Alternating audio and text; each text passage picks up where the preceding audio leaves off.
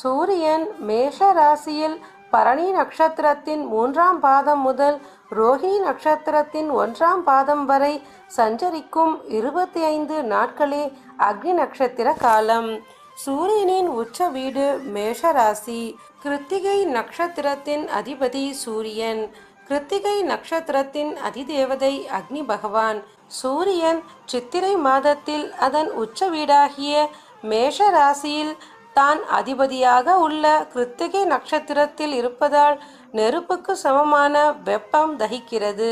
இதுவே கத்தரி வெயில் எனப்படுகிறது.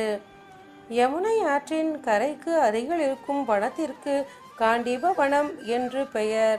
இந்த காட்டில் மூலிகை செடிகள் அடர்ந்து இருக்கும். இந்த மூலிகை செடிகளை மழையை பெய்வித்து இந்திரன் பாதுகாத்து வந்தான்.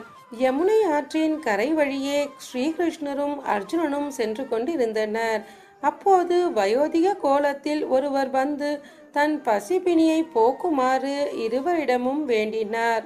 இந்த வனத்தில் தன் பசிப்பினியை